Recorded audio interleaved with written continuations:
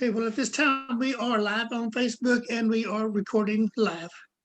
So we're Right. just waiting for everybody. If you are a candidate and I have not got you in here, please unmute yourself.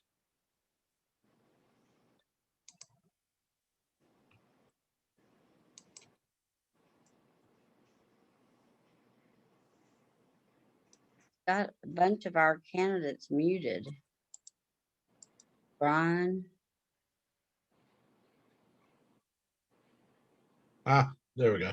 there you go. All righty. I think Patrick Moses is trying to unmute himself.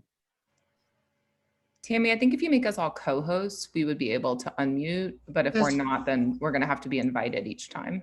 Okay. That's what I'm trying to do that right now. I'm just trying to catch all the candidates. Okay, I think I'm unmuted now. Thank you. Matt, okay. I am unmuted as well now. Thank you.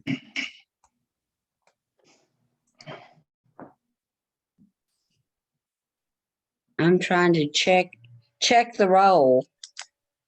I thought I saw Daryl. Yes, ma'am. Okay. Matt, Daryl, Sean, Patrick, Jana, Lynn, Brian,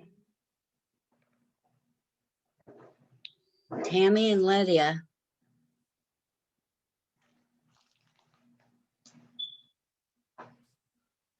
We have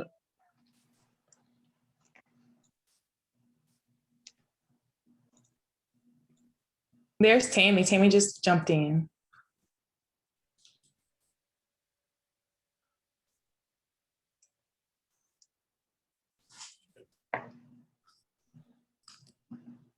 Tim, you should be able to unmute yourself now.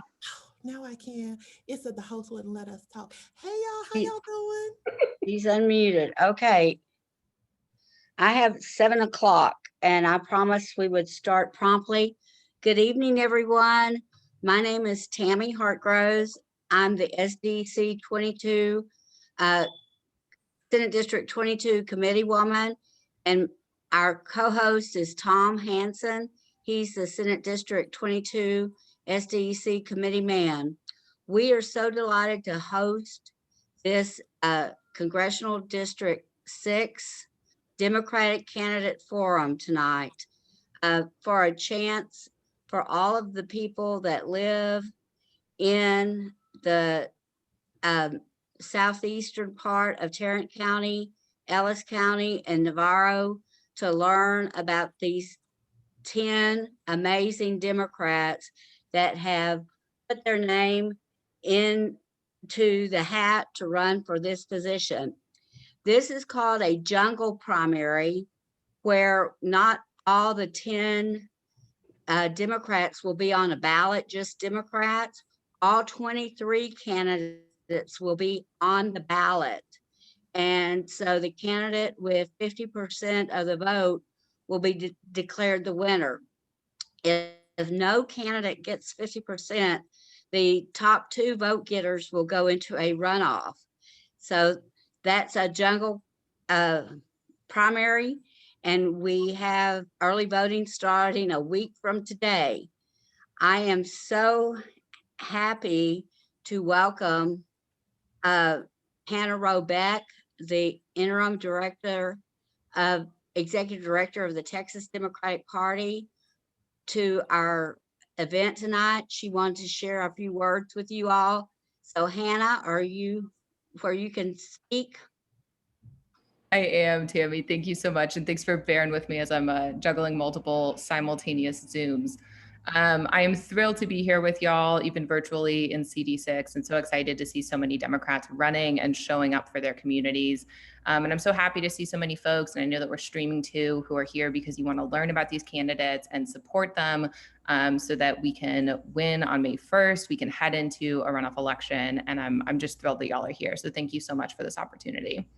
Once you decide who your candidate is, please listen attentively tonight, learn a lot about the folks who are on the ballot, and then do whatever you can to help them. I know that y'all know this, but they will need your support. Give them $20, knock on doors, make phone calls, text your family and friends who are in the district, because the only way that we can win this race and have a Democrat representing CD6 is if Democrats show up in big numbers in the special election and make sure that we send an incredible candidate into the runoff election. I want to be sure that y'all know as well that the Texas Democratic Party is here for voters. So as you're out in the world encouraging folks to vote, please make sure that they have the information that they need. Special elections and municipal elections can be more confusing. It can be harder to find information about. I know that y'all know this as well as I do. But that's why we're going to be sure that we have the polling place information available at mytexasvotes.com. Voters can go there to find out where to vote and other key voting info. And if they have any questions or any problems at the polls, they can call us at 844-TX-VOTES, which is our voter protection hotline, and want to be sure to stress to y'all that that is going to be up and running throughout this election. So again, that number is 844-TX-VOTES, and I'll be happy to put it in the chat as well, just so that y'all can keep it handy. Ultimately, y'all know the Texas Democratic Party is so proud of our candidates for running, for bringing democratic values into this race. And we're going to be really proud and really excited to support the candidate that the voters of CD6 send into the runoff. So I will hand it back so that y'all can get to know your candidates. But thank you so much to the folks who are listening tonight. Thank you for being an informed voter. Thank you for bringing your friends to the polls with you. And especially thank you to Tammie and Thom for bringing us all together. We really appreciate it. Thank you, Hannah. I know you have another Zoom you have to get back to. I wanted to take a moment to let you all know I am honored that we were able to get Emily Bowden, an ASL interpreter, to be with us tonight during the Zoom. As a proud member of the Texas Democrats with Disabilities Caucus, I know not all Democrats can hear, and some of us have mobility issues. There are a lot of different disabilities, but I'm so glad that we got Emily with us tonight. Also, we have Nate Levin from the Texas Democratic Party. He is the Deputy Political Director on the Zoom, and Bill Brannon, who is a Senior Advisor to Chairman Hinojosa on the Zoom tonight. Also, we have Kelly Blackburn, the County Chair for Ellis County, on Enoch Basnet, the County Chair of Navarro County. And I don't know if Deborah Peoples has joined us. She is the County Chair for Tarrant County. But we are so glad to have you all with us tonight. And I just want to throw out the names of the candidates that I got confirmation from that would be with us. Tammie Allison, Lydia Bean, Daryl Eddings Sr., Matt Hinterlong, Sean Lassiter, Reverend Patrick Moses, Jana Lynn Sanchez, and Brian Stephenson. Manuel Richard Salazar III was invited, but I never got a confirmation from him, as was Chris Supron.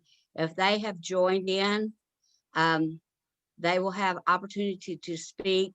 But let's get started because I know you all have a lot of work to do. Senate Congressional District 6, this seat is flippable. The DCCC, which is a Democratic Congressional Committee, knows this is flippable. They have said if we get a Democrat to come out of this primary, they will support our Democratic nominee. This seat was occupied by Ron Wright, who passed away due to COVID. So that's the reason we are having this special election. So we're going to start out going from A to Z, or A to S as it is. And I would like each of the candidates to tell us a little bit about yourself. and why you chose to seek this seat. Let's start with Tammie Allison. Hey, everybody. Good to see you guys today. It's Monday. Wake up. I'm Tammie Allison. Thank you, Miss Tammie. I like that we're going to keep saying your name because it's my name. So Tammie Allison for District 6. All right. Y'all remember that. All right. So I am a former senior DOJ attorney. I spent 12 years at the Department of Justice. Geesh, yes, I grew up there from the age of 26 till now, 39. I don't look like it though. But I worked there under Bush, Obama, and Trump. I started my career making recommendations for presidential pardons. So I did that for 5 years. And then I was a federal prosecutor. Then I went on the civil side. And then I was a senior employment law attorney for the Federal Bureau of Prisons. I just quit DOJ after surviving domestic violence. My anxiety was extremely exacerbated. And I was like, I'm out of here. I quit. And I launched my law practice November 1st, and I screamed clemency through ownership to normalize clemency, because clemency is the answer to criminal justice reform. I became the first minority-owned expert in presidential pardons and the third ever in the world. I made history within a month of me launching. I was on CNN, NBC, Law and Crime, and now I'm a regular on Court TV, and I'm covering the Chauvin trial. During the winter storm, I was severely impacted, and so was my community. And I put out a video with all this personality, just telling people to make it make sense and stop talking about this man going to Mexico and these power grids because people is dying. And I was out in these streets and helping people out, and people just really wanted me to run and really pushed and asked me to run. And that's exactly what I did. I'm doing this for everybody. I'm trying to normalize the shenanigans that we all go through. I'm trying to normalize that even me, with all of my accolades, having anxiety, going through domestic violence, moving back home to Texas to be safe, and still getting caught up in crazy custody drama. It's okay. We all have shenanigans going on in our lives, but we still are resilient because we are Texans, and that's what we do. Thank you, Tammie. Y'all will see my hand go up when you're 2 minutes at 30 seconds. I would also like for candidates, if you will go to the chat and put in your campaign information, how the voters can get in touch with you or your campaign. So if they want to start making phone calls, knocking doors, giving money, I'm sure you would appreciate all the above. So our next speaker is Lydia Bean. Lydia, are you with us? Yes. Can you hear me all right? Yes. Thank you, Committeewoman Tammie Hartgroves and Committeeman Thom Hanson for hosting us today. I'm Lydia Bean. I'm a small business owner, a former teacher, and a new mom. My husband, Norman, and I are raising our 10-month-old son, Micah, and building our business here in Arlington, and we live in District 6. And I come from a family of preachers and teachers with deep roots here in Texas. My faith and my family taught me to stand up for what's right.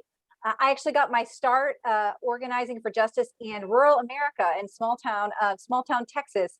When I was a teenager, there was a drug sting in my hometown where undercover cop arrested 20% of the Black adults in my town on one day, falsely accusing them of selling drugs and forging evidence. So I spent the next 5 years organizing with my family and the defendants' families to get the drug sting overturned and seek justice for them. And we were able eventually to change Texas law. And I went on to found a nonprofit called Faith in Texas that brings people together from different faith backgrounds and different racial communities to make real change in our community. And we took on predatory payday lenders together and won. And we also fought to guarantee paid sick time for all Texans. We can see how important that is now for people to be able to stay home when they get sick and keep themselves safe. And now I'm running for Congress because we've seen what happens when we have 4 years of failed Republican leadership. And I'm ready to step up and be a champion for my community in Congress, just like I've been here in Texas. You know, just recently when Ted Cruz was jetting off to Cancun, my husband and I spent 2 nights shivering in the cold with our baby without power, trying to keep him warm. And we were among the lucky ones in our community. And we have a unique opportunity now to flip the seat and get real leadership, the leadership our communities deserve. And I'll go to Congress and fight for our community. And I've shown that I'm a proven fighter. And that's why I'm proud to be the only candidate that's backed by organized labor, including the Texas AFL-CIO and the local labor unions that represent working people across the district. So if you send me to Washington, I'll fight to get our autonomy back on track, get folks back to work safely. As a former teacher and someone from a family of public school teachers, I'll make education a real priority to make sure all of our students have a path to success, whether that's affordable college or technical training that leads to a good paying job. And finally, healthcare will be a top priority for me. This is a deeply personal issue, and I'll take on the big drug companies to bring prices down and also fight to expand access so everyone has quality or affordable healthcare. So thank you so much to the committeeman and committeewoman for organizing this, and all of you for joining this. And I really look forward to answering your questions. Thank you. Thank you, Lydia. Our next speaker is Daryl J. Eddings, Sr. Good evening, everyone. Thank you, Tammie, Thom, and Lydia. It is truly a team effort making all this possible. You know, we have a true opportunity to make this blue. We have to win as a Democratic Party, and I commend all of my counterparts. I'm a veteran. Bottom line, the insurrection that happened on January 6th, and among other things, I saw all the tables being turned. I saw buzzwords. These buzzwords made me think about what was happening next, and I saw all the players being put in place. Well, my background is 29 years of military, counter-drug, organized crime, counter-terrorist. From California National Guard, from active duty, I've been on the border. I've been among all the leadership and have put command elements together. I was one of the original border rangers in California. Today, these operations are in most all states bordering our country. With that being said, I went to Border Patrol. I learned being on the border firsthand, but I found it to be politically incorrect. Let's just be honest. There, I transferred to U.S. Marshal Service, where I came out #1 out of 4,000. There, I was with Air Operations, and that gave me the ability to travel around the world, negotiating for the Department of Justice, transporting prisoners. I dealt with the back crew responsible as a supervisor and international dealings, bringing prisoners back home. So that gave me the exposure. Back to California, I dealt with, being a member of the California National Guard, I dealt with earthquakes, floods, fires, 2 riots, Rodney King, O.J. Simpson, where I was leader of the organized for the units that bodyguard the mayor and the governor. So I've been around a long time and been, let's just say, in a big hand in playing our country. But over the years, I've heard lies, but being a member of the God and country, sworn to secrecy. So when I retired, based on injuries received in Iraq, I came home injured. And injured, I spent 10 years recovering from where I am now. Yes, I'm still disabled. So I truly appreciate those who have crossed that territory. Here is where I truly witness the government being negligent, lies, not taking care of the people of Texas, not taking care of the people of this country. I too had power outage, but that was momentarily because thanks to Army training, I had a Generex generator made by the good old USA. My neighbors converted around me because I was the only one out of 115 homes that had power. My neighbors know the kind of person I am, a leader. I am the founder of my HOA. I'm on the executive board and I play a part in our HOA. So that being said, I too was asked to come out where I wanted to, in due time, run for office. But the time was now, because I see that all the things that need to be changed, and for the 90 million veterans in this country, 20 million are enrolled in the VA. Well, we've got to get better in our VA care. That being said, I will take care of all Americans. I will take care of all Texans. My whole mission in life, and it has been a stand for 42 years of taking care of troops. Texas 6 is my troop, and they are my battle buddy. Again, I've raised organizations, started 3 foundations. I am a business owner of 13 years. My church is in the DFW area. And as my bishop always said, get ready, get ready. I think basically we are ready. And we're going to take the Republican Party. So I'm here to say, I too are ready to fight, and I'll do it for you. And whatever happens, we'll continue to fight. We will win. Thank you, Mr. Eddings. Next, we have Matt Hinterlong.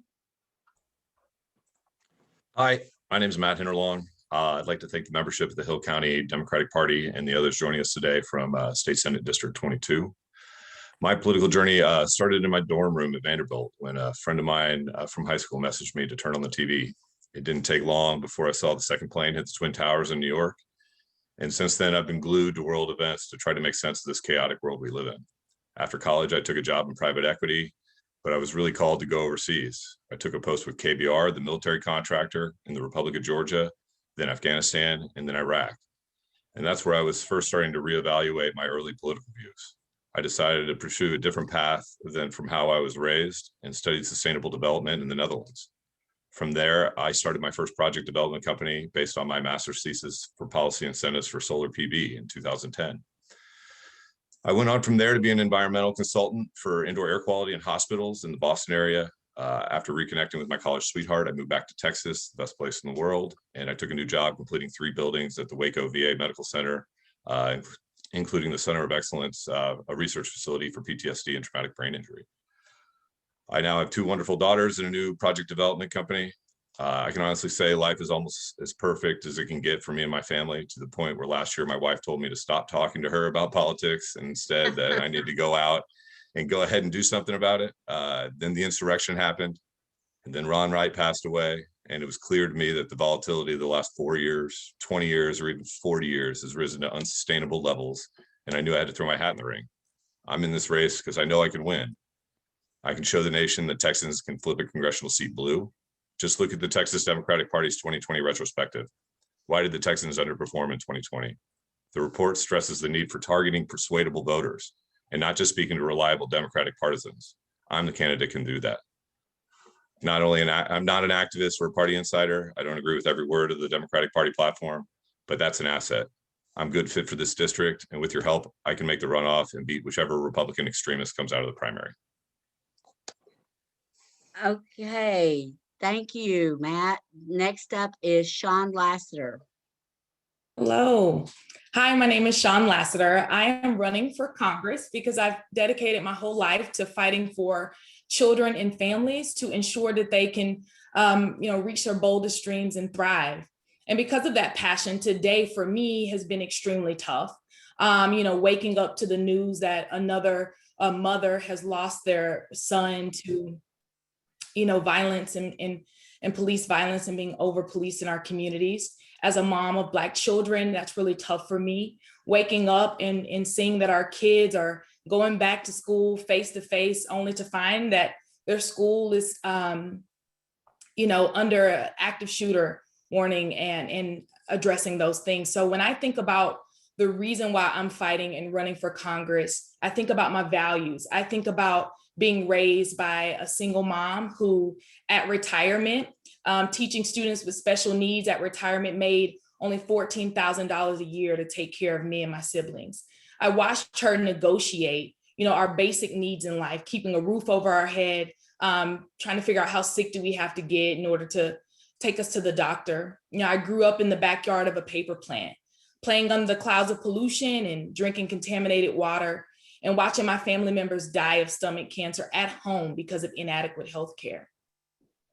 As a teacher is on the front lines of education and watching my students come in and out of the classroom, suffering with food insecurities, homelessness, and for some of my students not knowing where they would go after school because their parents had been deported before school. See, it's all of those things that remind me of the reason I went into education in the first place. One, I was the first in my family to graduate college and wanted to pass that on to other students and give them hope.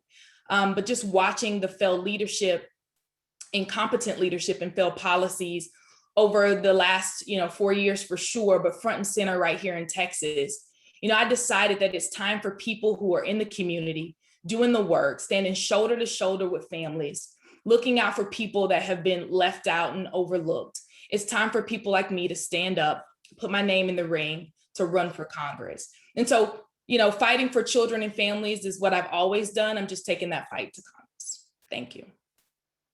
Thank you. Reverend Mr. Patrick Moses.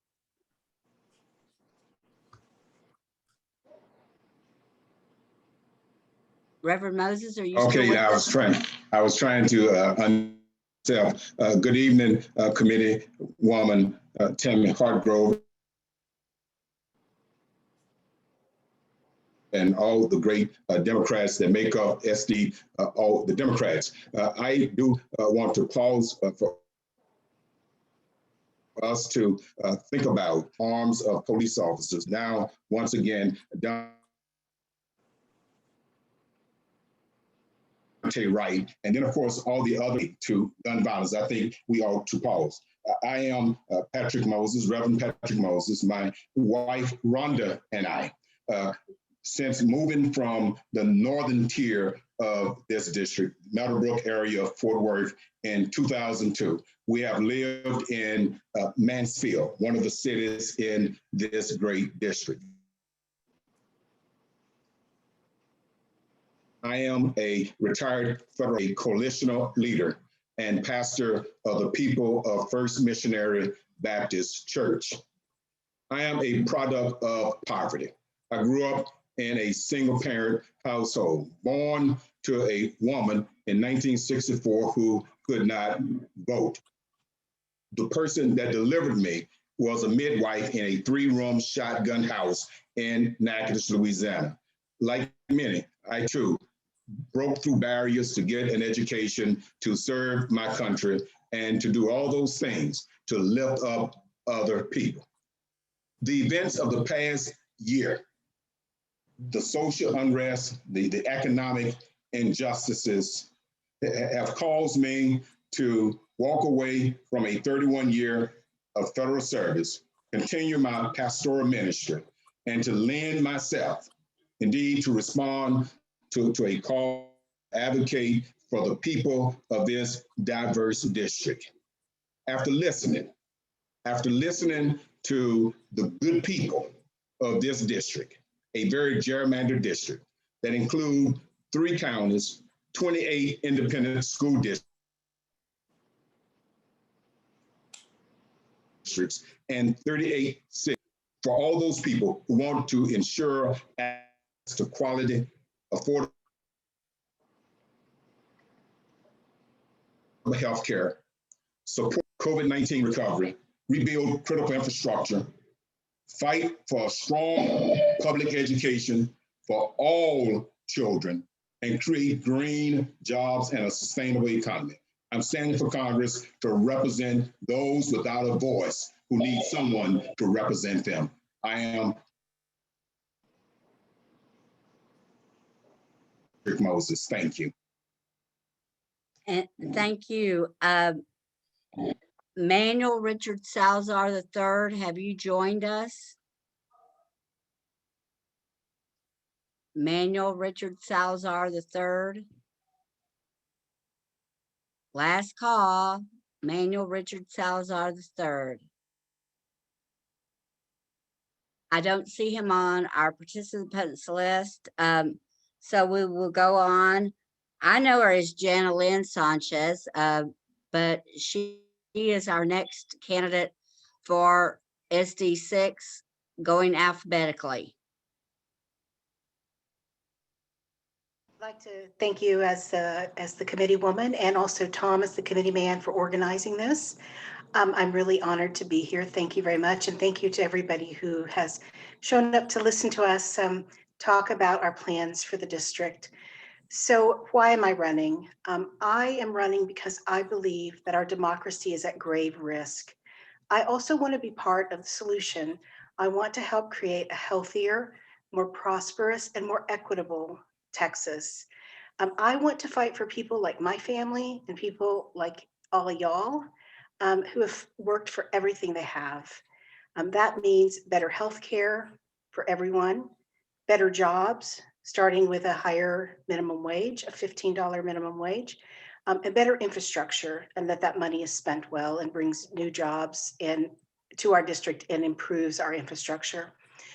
I grew up very poor in this district. My grandparents were migrant farm workers who settled here in the 50s in Rocket. If y'all know Rocket, it's outside of Waxahachie. Despite growing up poor, I was able to go on to Rice University after graduating from Waxahachie High School, where I graduated from Rice. And I did that not because I worked hard, but because I had amazing public school teachers. I had a community that supported me, and I had access to federal financial aid that helped cover the bulk of my costs at Rice. Those kind of opportunities are few and far between today.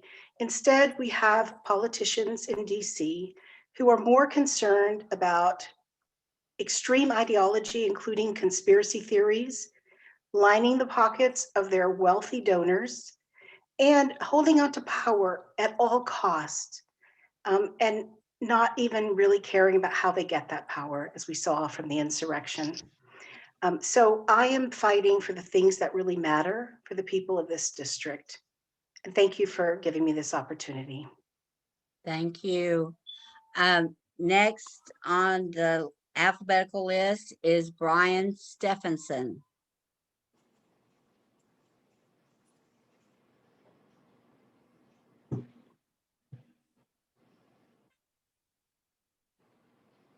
You can hear me, right? There he is. Hi. Okay. Thank you very much for having this forum. I believe it helps all the candidates. So I thank you very much. I'm Brian Stephenson. I'm here in Houston, but I'm running for District 6 in Texas because it was a great opportunity that had opened up. I believe we can turn the district blue. And as we do that, we can further turn Texas blue. So, plus I have a lot of ideas for the Congress. Growing up, I've lived in many different states.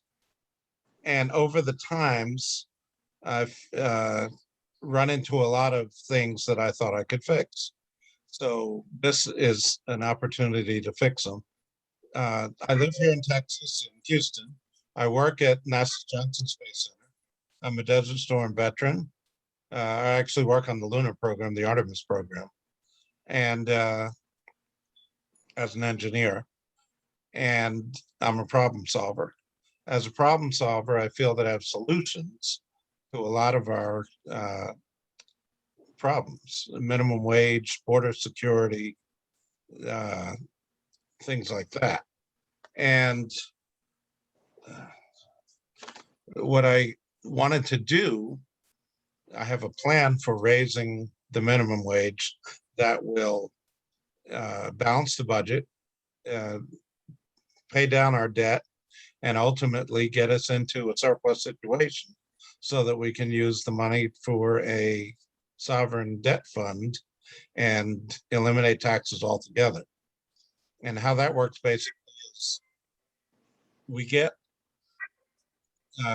our sovereign debt fund going through surpluses that we have, and it's not going to be now, it's going to be years from now. But as we do this, the taxes will be able to go down because the interest earned will rise, and we'll be able to pay down our debt.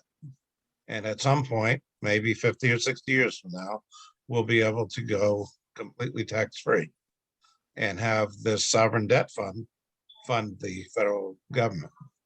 Other things I want to do are change our healthcare system around. I believe that with the two-payer system, well, single-payer system, the federal government, two-payer being Medicare and Medicaid, if we can change those around enough, we can get 50% Medicare, or 55% Medicare, 55% Medicaid paid through the states for a total of 110% of reasonable and customary. What this does is it pays off your bill, your doctor's bill. It doesn't allow exorbitant doctor's bills, and you're already paying into Medicaid, Medicare now. It comes out of your taxes. So why pay for healthcare twice when we can pay for it once? Another thing I want to do is early college, high school. And I believe that will actually help to pay down the debt, because high school students will now be able to get an associate's degree as they graduate high school, entering college and graduating with a bachelor's degree 2 years early. That puts higher income earners out into the tax pool, the employment pool, and allowing the government to make more money in taxes, not raising your taxes. I believe taxes should stay the same. They're not too low, but they're definitely not too high. They're definitely, they can't go up. I'm Brian Stephenson. Vote for me for District 6. Thanks. Thank you, Brian. Now we're going to start the portion where I'm asking the candidates to share with us 3 issues that you see affecting the constituents in Congressional District 6, and what you would do to solve them if you were elected. We will start with Patrick Moses. Great. Thank you again, and good evening, everybody. As I listen to the various people throughout this growing district with a poverty rate of 8.7%, I am convinced our top 3 issues are threefold: the economy, the infrastructure, and national security. I mentioned 8.7% poverty rate. That equates to 70,214 people. If you subtract 8,000 people from Waxahachie and Midlothian, that's the entire population. So focusing on the economy, pay attention to small businesses, prioritize it, get the economy working, help farmers, agriculture to move forward, get smart, take advantage of sustainable ways to ensure that farmers can support their families. And then from economy to reopen schools in a safe, efficient, effective way. We do know that education is indeed one of the keys to eradicate poverty. From an infrastructure perspective, I define infrastructure as the federal government does, as we focus on the National Infrastructure Protection Plan with those broad 16 sector specific plans. As you look at the Biden $2 trillion plan, it lines up with the NIP. So when I think about infrastructure from a collaborative partnering way with all of government response, including the private sector, industry, not-for-profit, and all people in the community to ensure that broadband get expanded. We have, especially in rural communities, you understand those school districts in Navarro and Ellis that are in what's called the digital divide. They don't have broadband access. So that allow children to get behind educationally. Seniors who need healthcare don't have access to telemedicine because of the impact of rural from an infrastructure perspective. And then, of course, infrastructure impact from a broadband perspective, agriculture and small businesses. And then, of course, we know about the roads and bridges, and then all of us know about the power grid. I am living in that right now. I share with my wife the amount of money we have to pay on our deductible. Imagine the number of people that we could feed because of the failed neoliberal policy of those on the right who are concerned with special interests. That's part of infrastructure, the power grid. But the final piece is the national security. I am convinced that we need to pay attention to our border security. A lot of attention is on immigration. I believe, having worked in the immigration community, that that's failed political policy, not about people who are seeking opportunities. So when I look at border security, I'm convinced it's about making sure that cartel members do not bring drugs, opiates into our communities to destroy our people. Election security is another piece, the power grid, infrastructure security, and economic security. So my three things, the economy, infrastructure, and national security. As a member of Congress, I will fight every day to work in a collaborative effort with Democrats, Republicans, independents, and all people to ensure that all the people of Texas 6 get a quality life, health care, education, bring down the debt, improve the minimum wage to $15, and move people forward. Those are the top three issues I believe are important to the people of the 6th Congressional District of Texas. Thank you. Chris Supran, did you join the call? Chris Supran, have you joined the call? Final call for Chris Supran. Okay, we will proceed. Jana Sanchez, share with us your three issues that you see affecting Texas 6 and what you would do to combat these once you get to Washington. So I think the biggest issue for almost every family in District 6 is healthcare. Unless you have a great job with a university or a large corporation, you are probably underinsured and paying too much for insurance. That's true for self-employed people, underemployed people, and unemployed people. So I think it's very important that we start with the principle that healthcare is a right and that every single person must be covered however we get there. So I will work within the congressional structure to come up with a plan and help come up with a plan that covers all people completely. And I think that's very important. Jobs, in terms of jobs, it's important that we train people properly so that they can get good jobs when they get out of high school or out of a short vocational training program after high school. I do believe that community college should be tuition free. So if you're going for a 2-year degree, especially a vocational degree, that you should not have to pay tuition for that. It's really no different than high school in terms of people being able to attend high school without paying.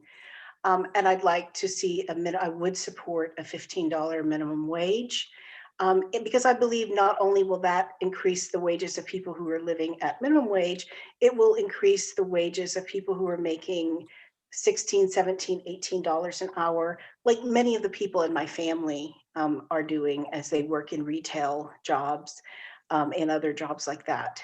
And infrastructure, I would support Biden's infrastructure plan, and I will support Biden's infrastructure plan. I want to make sure that not only our roads and our highways, our bridges, and also that we have internet, broadband internet for the areas of the district that don't have it now. But I also want to see more funding going to communities to help clean up the communities. We have a serious pollution problem in our district between drilling and fracking in Arlington that threatens the water, the drinking water of Arlington. But also we have cement factories that are seeking to burn dirtier and dirtier fuel in Midlothian, and that particulate matter is going up into Arlington and Dallas and Grand Prairie, that area. So I'd like to see more financing for local communities to be able to get more information about the pollution in their midst, and to be able to have more power to self-determine how those permits are being issued for those installations. So I think all of that falls under infrastructure, which I believe that Biden's plan will do so much to create more prosperity and more opportunity in our district. So those are my 3 top priorities. Thank you. Brian Stephenson. Thank you. My 3 top priorities are low wages, raising the minimum wage to $15 an hour with annual increases for cost of living.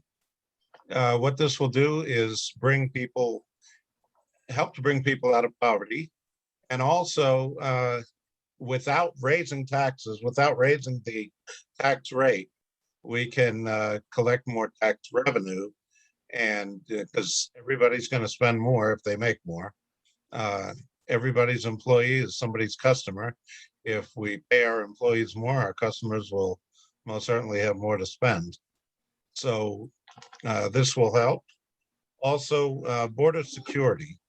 The border, I believe what we're doing, we're not doing enough at the border to help stem the overflow of immigrants into the country. What happens is these people don't have an opportunity in their home country, so they come here. I believe what we should do is start a dialogue with our southern neighbors, Mexico, Guatemala, and the others, and talk to them, try to work with them to improve conditions on their side. If we can get people to enjoy the lives that they had over there, they won't come over here. A lot of these countries work very unfairly.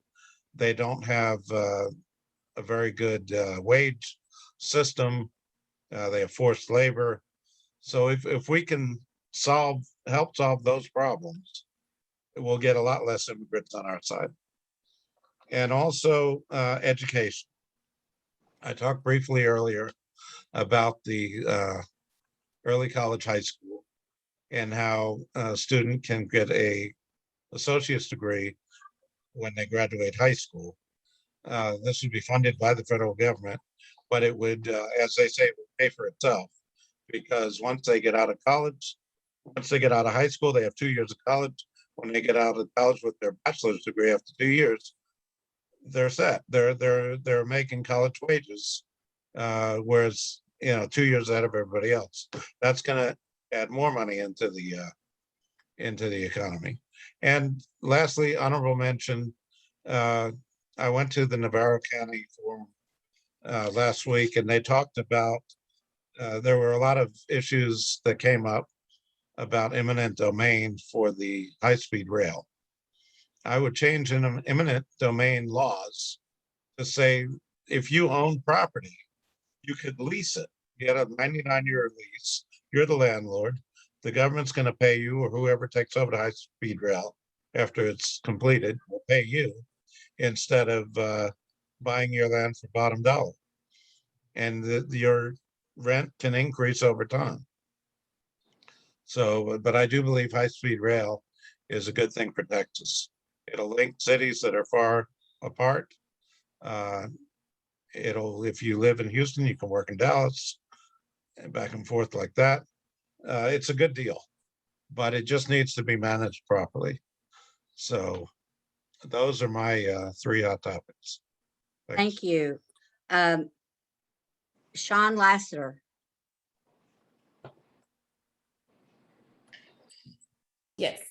I think, talking to people in District 6, they really reminded me that, all of us are closer to poverty than we are prosperity due to the pandemic. Talking to people really, reminded me that our laws only benefit a few and the rest of us are kind of just left out in the cold to just make it.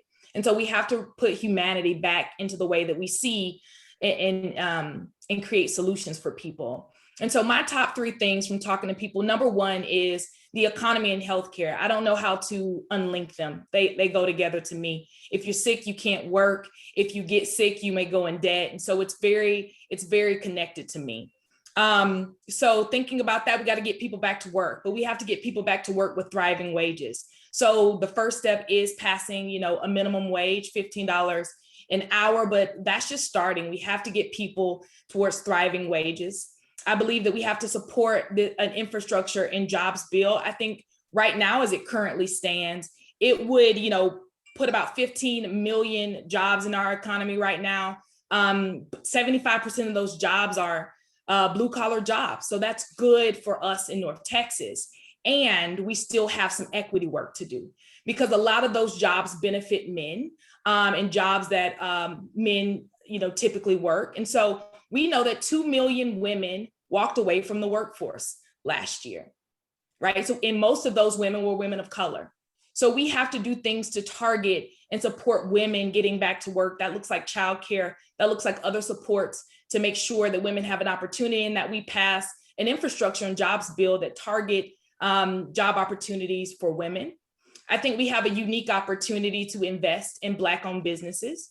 What we know is that if we just invest in 15% of Black-owned businesses, provide funding for them to hire at least one more full-time employee, that will give us $55 million in our economy and will provide over 600,000 jobs. So we have an opportunity to pass a jobs bill and infrastructure bill that looks at equity in terms of gender, in terms of race. So I think that's really important.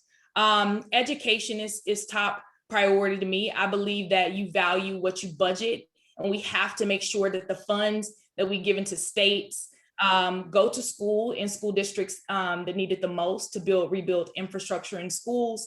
Our education and being a teacher, I had a front row seat to all of the inequities that show up in all of our systems, watching kids struggle with everything.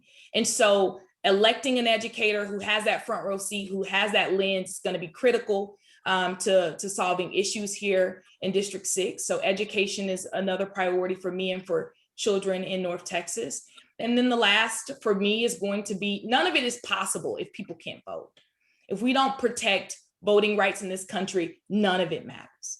And so we have to speak loud and clear. We have to make sure that HR 1 that was passed in the House goes through the Senate, and that we send a message loud and clear across this country about what we value in this country. And if democracy is what we value, we have to ensure that everyone gets access to the ballot and that it's easy.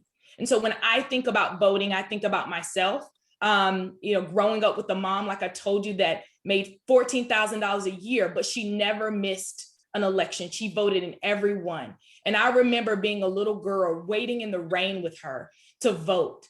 Those are the type of impressions that she left with me. And so our democracy is more than just a plug. It's more than just a buzzword. It is everyone's opportunity to have their voices heard, to elect people who will be fighting for them. And like I said, on days like this, I want to know that we have elected people, our federal government, that is as angry as we are when we wake up to a day like today, and that are fighting every day for our people. So for me, it's going to be about economy and healthcare. It's going to be about education, and it's going to be about protecting the right to vote. Thank you. Matt Hinterlong, you're next. Hi, yeah. My top 3 issues that are affecting Texas are going to be infrastructure, comprehensive immigration reform, and the minimum wage. Starting with infrastructure, additional fiscal stimulus is going to be key to our economic recovery after this COVID recession. We've been hearing for years that our bridges and roads have been crumbling beneath our feet, but Joe Biden's infrastructure plan is going to do more than just repair roads. It's going to revitalize our economy more than any infrastructure legislation since the Interstate Highway Bill. Not only is it going to repair roads and bridges, but it's also going to modernize public transit. And it's also going to retrofit and more than 2 million homes and buildings to be upgraded for energy efficiency. But also at the same time, we're going to be improving infrastructure for essential home care workers, home healthcare workers, and revitalizing the manufacturing sector and expanding rural broadband because access to high-speed internet is a modern day necessity. It's not a luxury, and it's going to boost the economy of our most rural areas in our district. So priority. And we're going to do all this while we track and eliminate fraud, waste, and abuse in the system. And we're also going to be prioritizing minority small businesses the entire way. But my passion lies within the expansion and greening of our electricity infrastructure in this country. We need to dramatically reduce our nation's carbon footprint, continue to incentivize wind and solar are key, but we also need to invest in next generation renewable energy technologies like geothermal and energy storage technologies like green hydrogen and compressed air storage. We need to make our infrastructure more resilient. After the winter storm, Texas's track record of hands-off regulation in energy markets has proven to be an absolute dismal failure. We need federal support and leadership for winterizing our grid, and I hope to include some of that in the American Recovery Plan. But investments in technologies like these can help boost the wind and solar equipment manufacturing base here in Texas that already exists. But we're also going to incentivize new industries that can employ our drillers and pipeline workers, specifically geothermal energy and hydrogen energy, use those specific skills that Texas companies already have. And I plan on incentivizing those specific programs in order to keep jobs in Texas, whether they're in the oil and gas industry or whether they also transition along with our entire economy under Joe Biden's plan. After that, we've got comprehensive immigration reform. Congress has been talking about this for over 20 years and gotten absolutely nothing done in this regard. All economists agree that immigration is a positive force in the economy. We need to increase legal immigration and decrease illegal immigration under a new, fair, legal framework. Our current system is disorganized and understaffed, from our number of agents on the ground to the number of judges in the courts. We need to increase legal immigration. We need to push a new DREAM Act that can handle undocumented dreamers in this state. We need to promote migrant workers to register before attempting to cross the border. And just like Representative Gonzalez of San Antonio called for today, on the border is a U.S. Immigration Processing Center on Mexico's southern border to try to get these people attention as soon as possible and without making them make that perilous trek across Mexico and leaving themselves open to the cartels and other terrible things that are happening to them during their journey. Because we need to actually decrease this illegal immigration. We need to secure the border, and whether that's troops or whether that's additional electronic surveillance resources, it has to happen. But we need to make sure that we have this pathway to citizenship that we can help a lot of different types of migrants come to our country in the most efficient and just clean and humanitarian way. Because right now we're just dealing with chaos at the border. Finally, the minimum wage is my third most important thing. And one note about these, all three of these topics are going to be coming up before the 2022 election. So if we can get a Democrat in place, we can get Democrat policies to be key in all of these negotiations. That said, $15 is a great round number that we can pitch, but it might not work in every locality, and it's going to be tough to get through Congress all by itself. We don't want to make the perfect be the enemy of the good. We need to find ground to make advances in we need to find common ground to help American workers get the pay raise they've been deserving for years and years. A Republican Senator, Tom Cotton, actually has already introduced an $11 an hour bill that could be a huge pay bump for our lowest workers. I think we force something through the House that is similar to that and get it to the Senate, because the Senate's going to be ultimately the ones that make these decisions. And the House can reaffirm it, but really the entire country needs a pay raise. Our income inequality in this country is out of control, and we need to finally take the time to prioritize the lowest among us, because the top people in our economy have been getting all of the spoils of government for the last 20 years, and we need to change that. And basically, I want to focus on national security, economic security, and getting things done to make people's lives better. And I think those three things are going to be the largest impact to Texas voters and my constituents. Thank you. Daryl Eddings. Thanks again. My three will be, I'm against social injustice, healthcare, and the infrastructure. Against social injustice, we need to make our streets safe, where I stop having to counsel my children, who is a grown man, my youngest, on how he needs to be if pulled over. This has to stop. We just had an Army officer 3 days ago pulled over in uniform in Virginia. This is unacceptable. What does it take? With that being said, I would like to be part of the counterparts in Congress and Senate who will go after social injustice, track it down, because I believe once you are trained and trained right, you should know what to do. There's got to be other issues. If an officer, and I was an officer for 20 years with the federal government, if you're not trained and trained right, get the help that you need. But if not, get out of the kitchen, because it's time that you got to stop killing Americans. It's unacceptable. Blacks are not the #1 target in this country, but yet they have been. And when it affects families, yourself, it's unacceptable. Healthcare, our veterans, as they're coming from a war of 18 years now, where it was the citizen soldier who was only going to be gone for half a year, is now returning home. As I paralyzed, 18 months in a hospital. So I truly believe healthcare has to be a form of a transition. In that transition, we have to make things better. We have to have better doctors, better equipment, better facilities. Our VA facilities are over 50 years old. Part of the president's infrastructure is going to repair over 1,200 government medical facilities throughout the country. Again, I said 20 million vets are enrolled in the VA. It is the largest VA, is the largest healthcare in the country. And it's going to continue growing. So we have to take care of the vets. And in doing so, we are all Americans. Because when that vet is taken care of, his wife is being taken care of, his children are taken care of through TRICARE, through private. So we're going to have to bring that cost down based on folks need to have the wage. I do support the 15, and I will do everything I can to make it higher. So the cost of living, so folks are not intimidated because they're having a hard time to survive.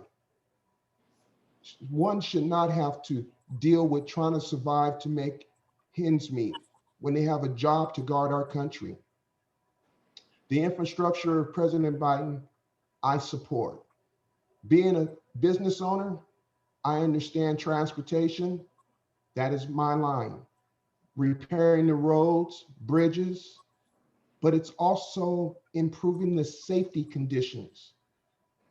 And that being said, the safety is truly important for the transportation because of the rules and regulations that one must have, hauling hazmat. So you have to be educated. But all that is lowering for affordable housing. Folks with low income need to have that dream come true. Affordable housing is part of President Biden's package. That having affordable housing, having Wi-Fi truly in District 6, we need to be equal throughout Tarrant, Ellis, and Navarro. It is unacceptable when people have no Wi-Fi in Navarro, but yet Tarrant has it. Is that because they're close to Dallas or Fort Worth? Because there's more population? It needs to be fair, straight across the board. In building so, I would love to have the Department of Justice, engineers, and all of the agents to help us to get us through this. They've been doing this for 200 years, and we need to get it. I'm Darrell Eddings. I need your vote to get me to Congress. Thank you. Lydia Bean. Thank you, Tammie. Folks, my top priority going to Congress is going to be to win this war against COVID-19.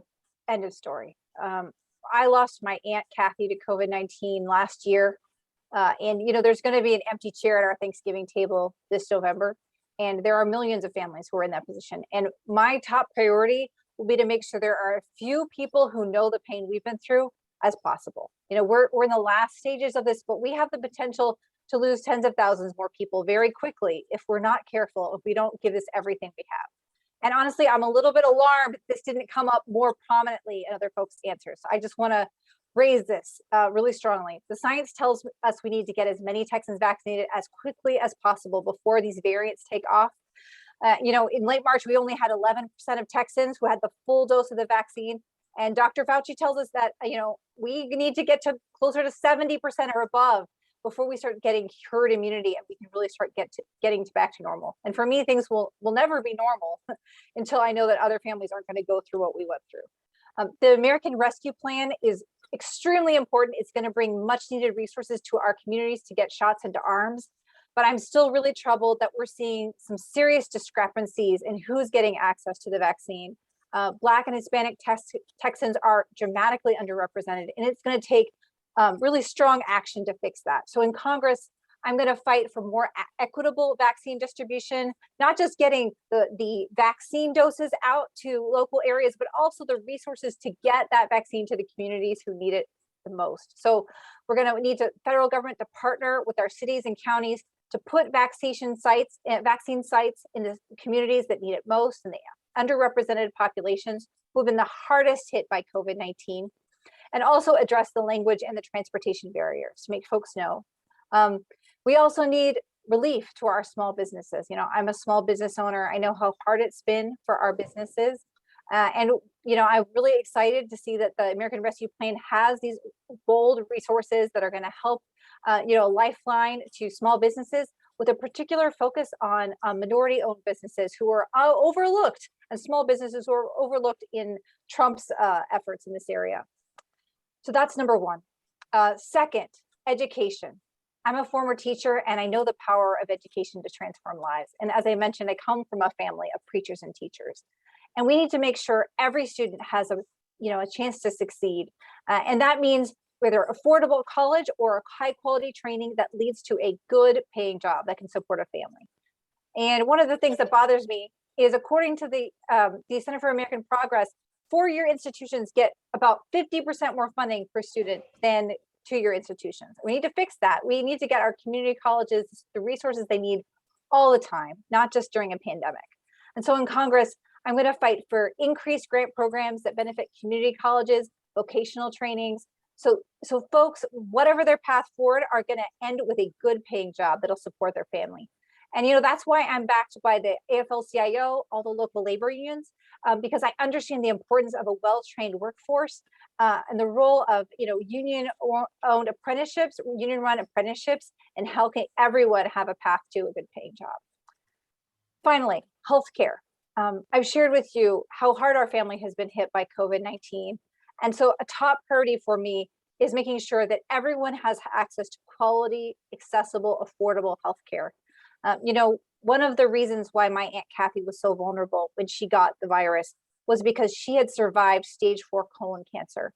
And the reason her cancer had progressed to that stage is towards the end of her life, she had to go without health insurance because she couldn't afford it. She couldn't afford to go see a doctor. And for that reason, her colon cancer, which could have been caught early and treated very easily, progressed to the stage where COVID-19 would take her out so easily. And there are millions of families like mine all over Texas that we could be covered, that no one should go without healthcare because of their zip code, because of the color of their skin, because of their income. We need to fix that. So I'm going to support a public option so that everyone has a chance to buy into Medicare or Medicare-like program. And we can drive down the cost of healthcare for everyone and create more competition in the market where currently there really isn't much competition. And that's, that's the right thing to do, based on doing what's right for people. And it's also the right thing to do as a small business owner. It's good for business because I know from experience that one of the barriers for a lot of folks striking on their own, starting a small business, being an entrepreneur, is the cost of healthcare, buying healthcare for themselves and their first few employees and building a new business.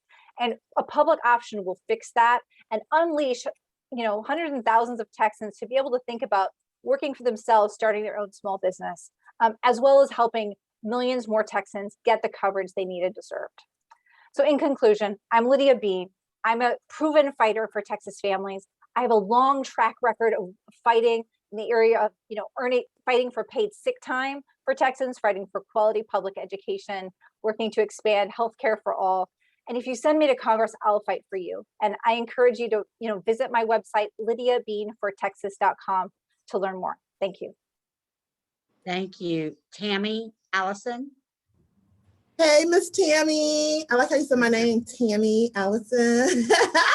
Tammie Allison for Texas District 6. Y'all better vote for me because I'm the most qualified candidate up on here. So my 3 issues are the issues that relate most to regular people, regular citizens right here in District 6. So there's a whole lot of y'all on this list right here that don't even live in District 6. Make it make sense. But anyways, criminal justice reform. Criminal justice reform through the Second Amendment. Yes, I said it, pro Second Amendment. I heard one of my opponents all of a sudden start saying that too, Sanchez. But I do this, I live this. I started my job at DOJ with the Office of the Pardon Attorney. I saw Texans, whether they look like me or not, want their gun rights back because they had low-level first-time nonviolent offenses. But the only way for them to get the federal firearms rights back is through a very, very rare presidential pardon. That's how I came up with everything that I'm doing. So when I see my opponents biting my stuff, it kind of hurts a little bit because I'm doing this for my people that look like me. White people are 4 times more likely to get clemency than not. Black people are dying every day unarmed. Normalize seeing people that look like me possessing a firearm. We see what happened with Dwayne Wright just yesterday. Y'all see me on Court TV. I know you see me. You don't got to retweet it, but I see you see it, right? And you see me providing expert commentary on Court TV, talking about what happened to George Floyd from Derek Chauvin. Why are they so scared? You so scared because he got a gun? He don't even have a gun. We see what happened right here in District 6. Tatiana Jefferson, say her name. Lydia Bean is saying blacks. You can't say blacks. You're not black, so don't say blacks. You can say African-American. That triggered me a little bit. She's right here in District 6. She died in October 2019. She still hasn't had a trial. So when we talk about the biases, the gender bias, kind of like what Sean Lassiter brought up earlier, make it make sense. Yes, it's horrific what happened to George Floyd, but he died last year.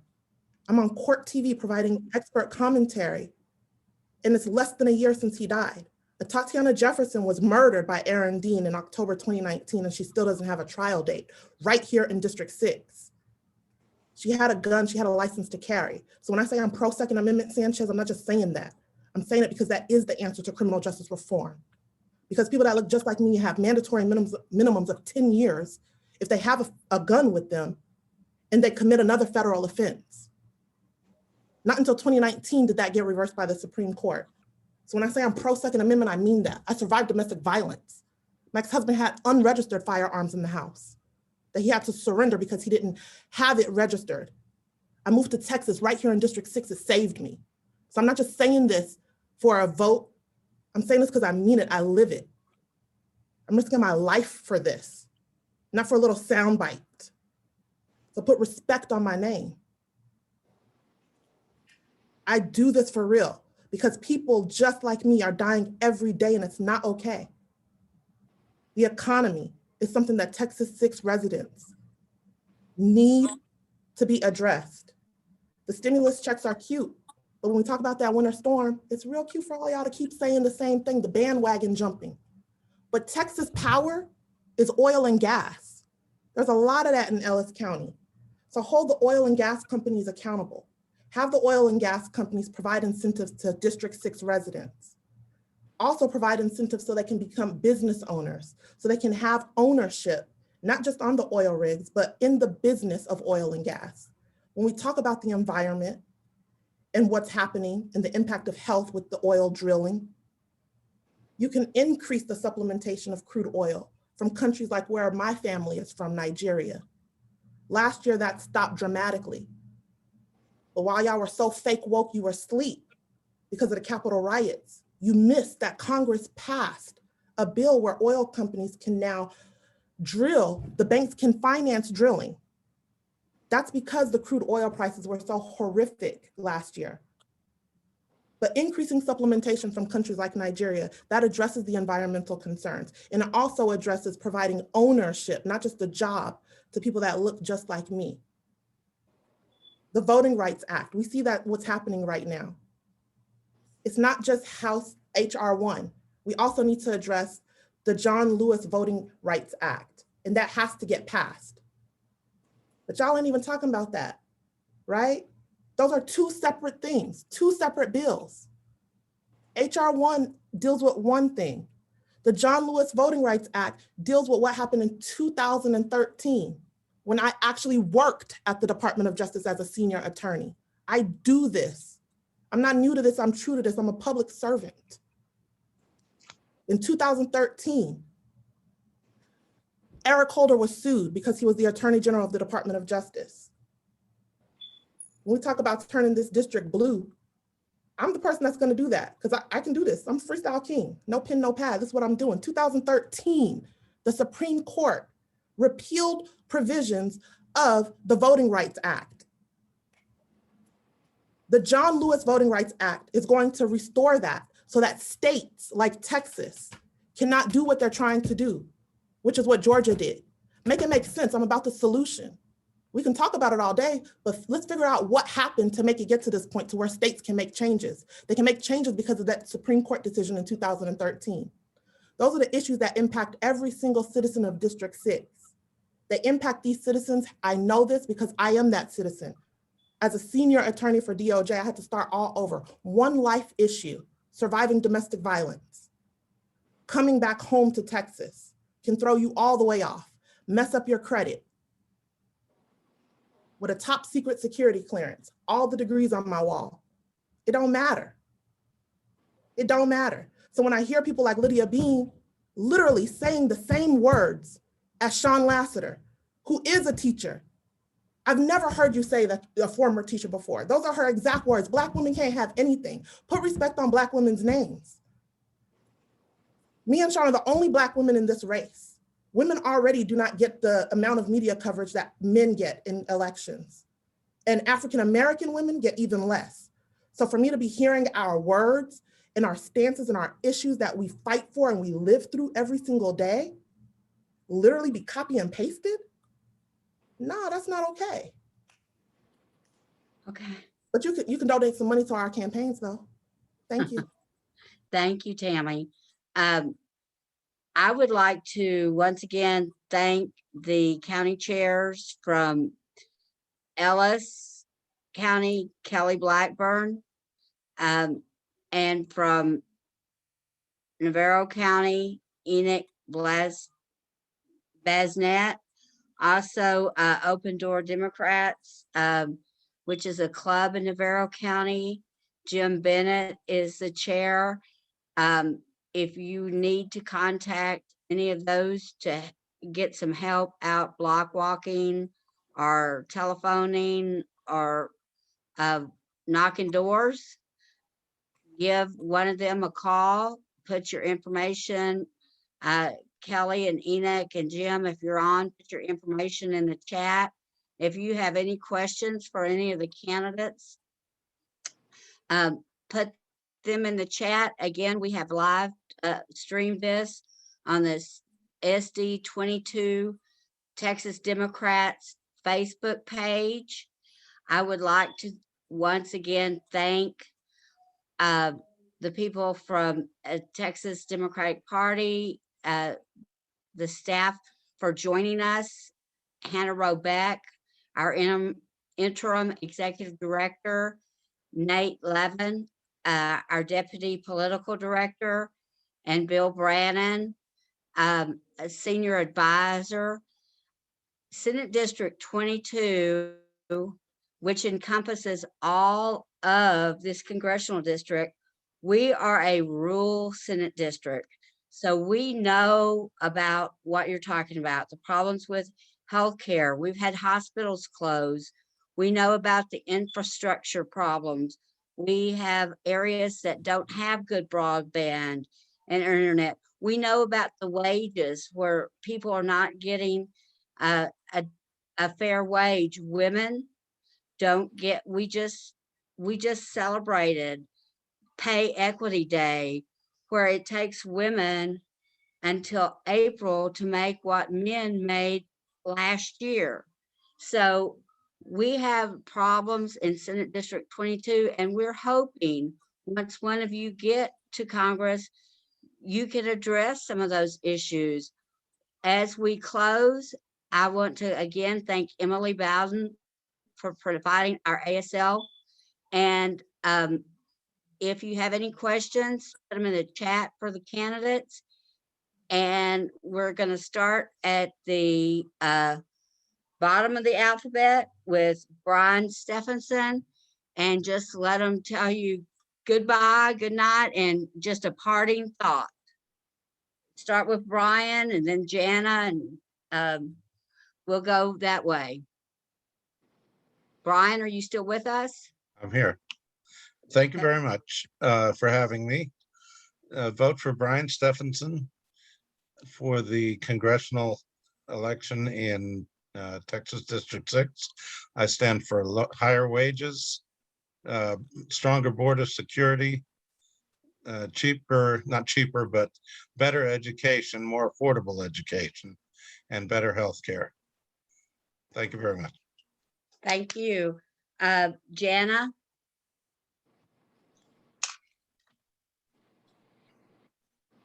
Jana, are you still with us? Yeah, sorry, I was muted. Oh, I'm sorry. It's okay, it's my fault. Hi, I want to thank Tammie and Thom for inviting all of us to have this forum, and for everybody who's here to listen. I would like your support. I hope that you will join the elected officials across the district who have endorsed me, including Ruby Faye Woolridge from the Arlington City Council, Marvin Sutton from the Arlington City Council, Kelly Ellen Gray from the Fort Worth City Council, Ryan Ray from Crowley School District, and Curtis Polk Jr., who is the only elected Democratic official in Ellis County. So thank you very much, everyone, and I would like to have your vote. Thank you. Thank you. Patrick Moses. Yes, great. Again, thank you to the great people of Senate District 22. If you want someone who is not tangled by any indiscretion, not caught up in any special interest, if you just want someone to fight for the economy, fight for the infrastructure, fight for national security, to ensure that all people have a fair chance between April 19th and April 27th. And of course, on May 1st, vote Patrick Moses. Go to our website, www.patrickmosesforcongress.com. I promise you that I will deliver. I represent every single person in this district. Thank you. God bless you, and take care. Thank you. There's a question in the chat wanting to know if a person from out of Texas can help. And I say, surely. Many of us have gone to other states to help with elections.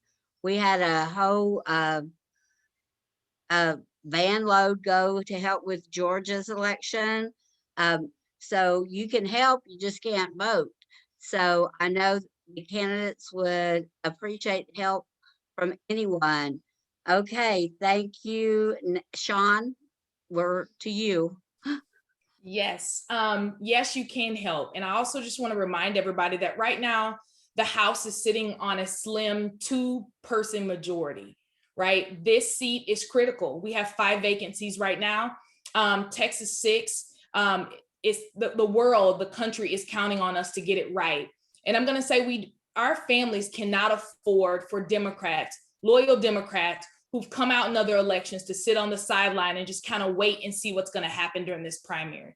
Our families cannot afford that. We cannot afford to allow Republican leadership to box us out of this race and have failed policies that will penetrate throughout our communities. We can't have that. We have to get off the sideline, get in the race, support a candidate, and get serious about it.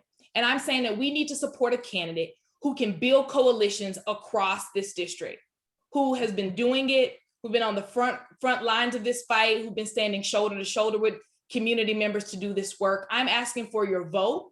I'm asking for you to come and donate. I'm asking for you to volunteer. Join our team at SeanLassiterForCongress.com. You know, we can win this thing, we can flip it, but most of all, we can begin to speak for the communities that we've been serving for the last decade. I've been serving communities, working shoulder to shoulder with people. It's time to elect people who have been in the trenches with people and fighting for justice and liberation. So join our team. Again, Sean Lassiter for Congress. I will accept help out of state, in state. It's time to build coalitions to get this thing done. So I look forward to you joining the team.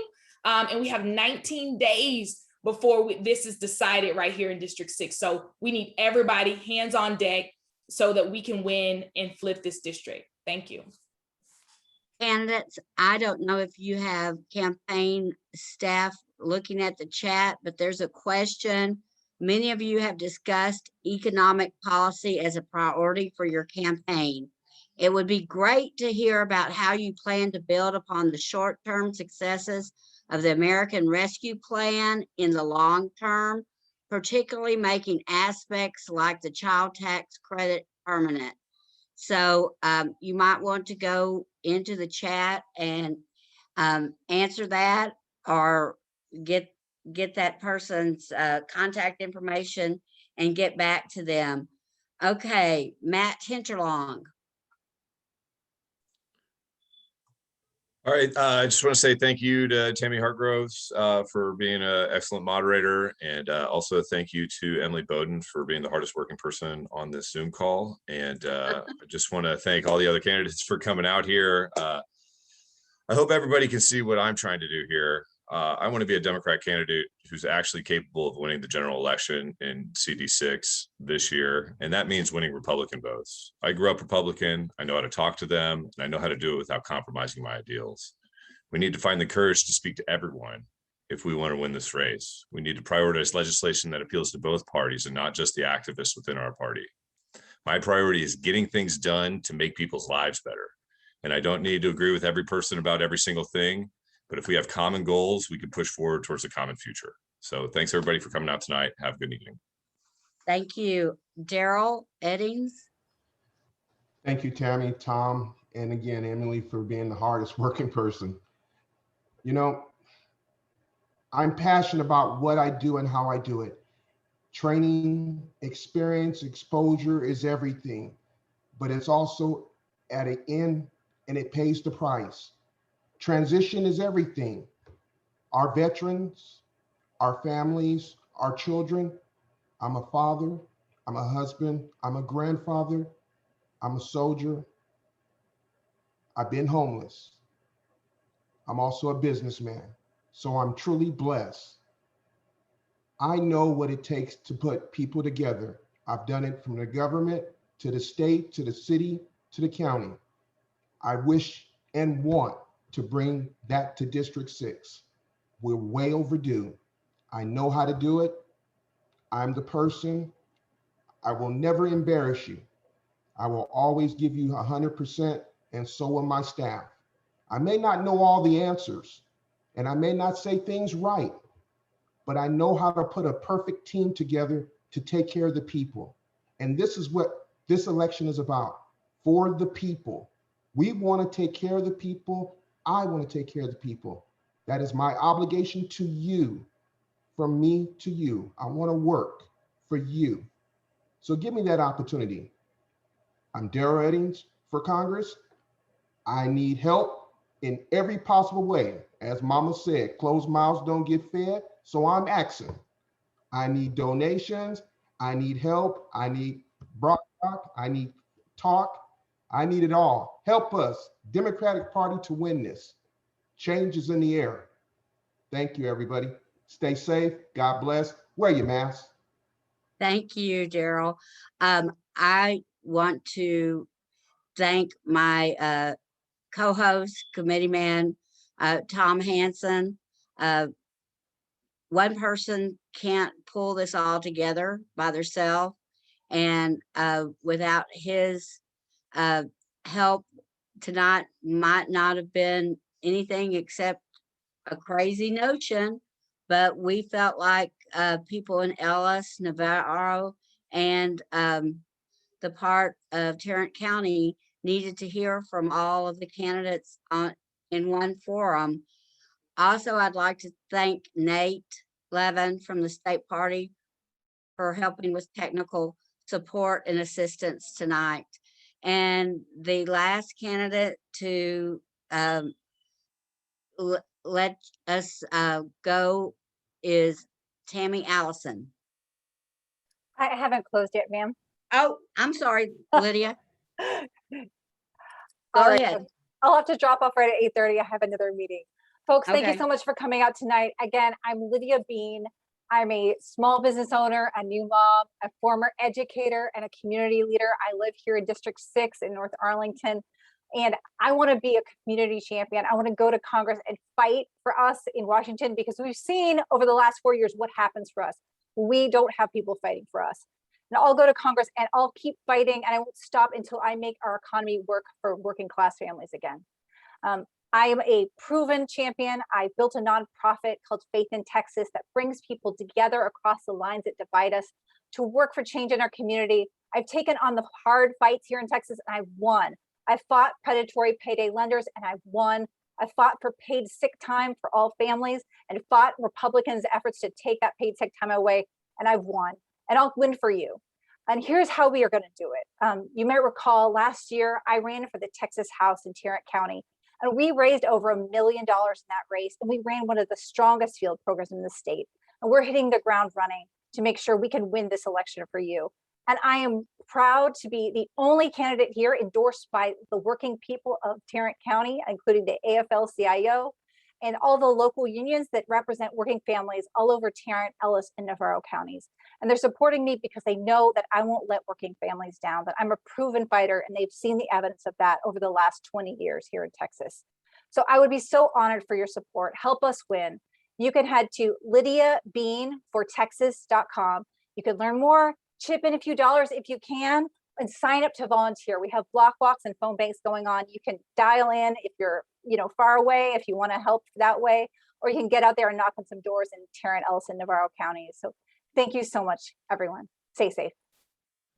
And my wish is that whomever is successful on May the 1st, whichever Democrat or Democrats, that we will all support the candidate of our party, because it's going to take support, working together, united together, to win this seat for the Democratic Party.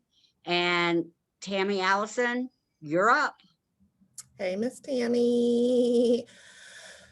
You guys, listen, we got to turn this district blue. I appreciate all of y'all, every single one of my opponents, everybody that tuned in today. I really, really appreciate you. But in the words of Issa Rae, I'm rooting for everybody Black, because I think we've already seen in the country that it's the Black vote, the Black women vote, that is turning these districts from red to blue. And again, there are only 2 Black women here on this ballot for Texas's Congressional District 6. And clearly the things that we're saying are new, they're innovative, and it's things that people need to hear, because we're hearing our opponents all of a sudden start saying it. I mean, Jesus, are you Jay-Z? But we really need to make sure that this district turns blue, and we need to make sure that someone is elected that is actually going to fight for the people and not just fall in line as a freshman House representative doing what the old school people do and say without being brave and bold enough to speak up and speak out for an actual change. We've been complaining and fighting about the same thing for so long, but who is going to be bold enough to speak up and make some changes, to start saving lives, to start putting money in people's pockets? I am from Texas. I spent 10 years in Washington, D.C. at the highest levels at the United States Department of Justice. And I brought that talent back here to Texas's District 6. Going to DC is not going to be a trip or a tourist destination. I don't need to take pictures with the cherry blossoms. Been there, done that. I'm there to work and to fight for each and every resident of Texas's District 6, because they're looking at us. And the world is depending on us to make sure we turn this district blue.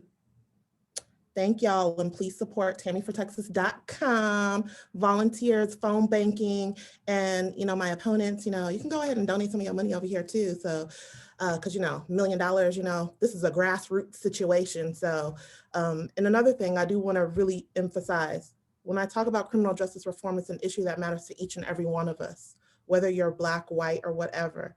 It is something that we need to focus on. And it is also very important that we recognize why these officers are not being held accountable. As a former senior employment law attorney at the Federal Bureau of Prisons right here in Grand Prairie, at the South Central Regional Office, the first and only Black person to represent all the federal prisons, I know firsthand that unions protect bad behavior. And a lot of times, the arbitrators that make these decisions do not look like me. I was mistaken for the secretary or court reporter several times. So bragging about AFL-CIO endorsements does nothing to advance the cause of criminal justice reform, because AFL-CIO is one of the biggest organizations that supports police unions without holding officers accountable when they are disciplined. Getting fired is not enough. A lot of times these unions are able to get them reinstated. It's something called just and sufficient cause. I'm here to educate and inform everybody, whether y'all like it or not, because there's gonna be some change. Thank you. Good night. I will remind you, if your campaign wants to go, it was live streamed on Facebook, SD_22 Texas Democrats Facebook page. You can see tonight's video. I have nothing else. Thom, do you have anything? Well, I just want to say thank you, Tammie. You did a phenomenal job. Thank you to all the candidates, and a special thank you to Emily. You're just amazing, and I appreciate you being here. And I did put a message in the chat. If any of the candidates wants a copy of the recording of tonight's event, email me at thanson@hillcountydemocrats.com, and I'll get you a recording of it. So thank you, and y'all have a good evening. Good night, everyone. Drive safely and get out to vote.